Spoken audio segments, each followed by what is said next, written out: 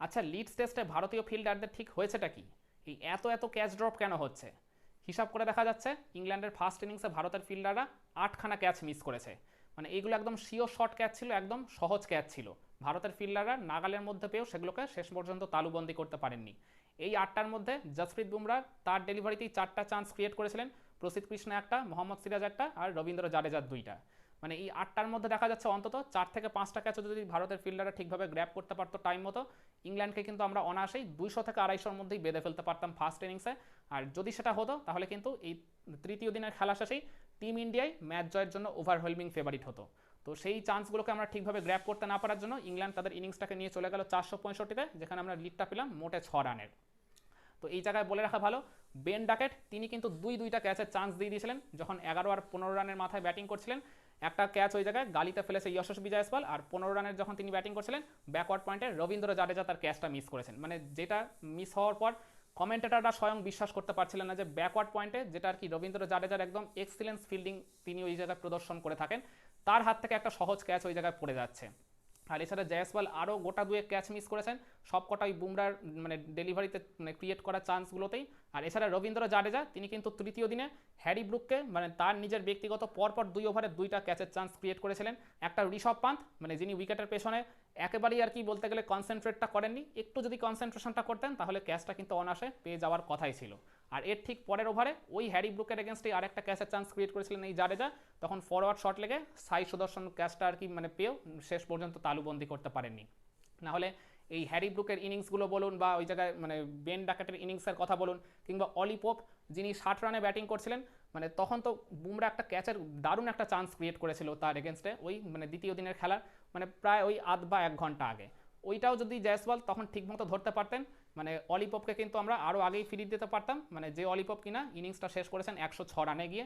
আর তার থেকেও বড় কথা, গুরুত্বপূর্ণ কিছু পার্টনারশিপও করে দিয়ে গেছেন। আর এছাড়া হ্যারি ব্রুক যখন ওই 82 রানের মতো ব্যাটিং করছিলেন, তখনও কিন্তু মানে এই তৃতীয় দিনের খেলার মানে ইংল্যান্ডের ইনিংসের প্রায় শেষের দিকে ওই জসপ্রীত বুমরা আবারও তাকে একটা ক্যাচের চান্স ক্রিয়েট করেছিলেন।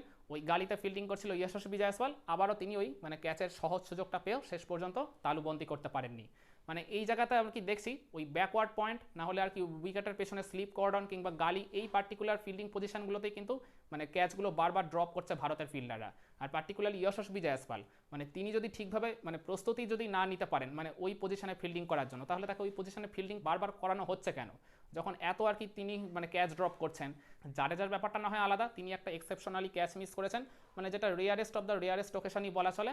কিন্তু জয়সওয়াল তো দেখছি এত এত ক্যাচের চান্স তিনি ফেলে দিলেন, মানে 8টার মধ্যে 4টা ক্যাচই জয়সওয়াল ফেলেছেন।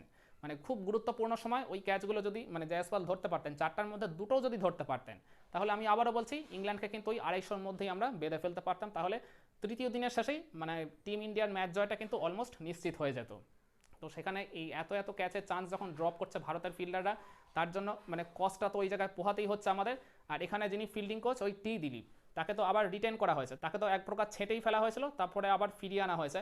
তো তার এই জায়গায় কাজটা কি, মানে তিনি তো ওই জায়গায় ফিল্ডারদের ঠিকমতো প্র্যাকটিস করাবেন। হ্যাঁ, এই জায়গায় হয়তো অনেকে এখন ওই ওয়েদার কন্ডিশনের অজুহাত দিতে পারে যে ইংল্যান্ডের ওই ঠান্ডা আবহাওয়ায় মানে হাত জমে যায় বা ওই জায়গায় ক্যাচিং মানে করাটা একটুখানি ডিফিকাল্ট হয়ে যায়, মানে হাতে ওই জায়গায় প্রচণ্ড বল এসে আঘাত করে।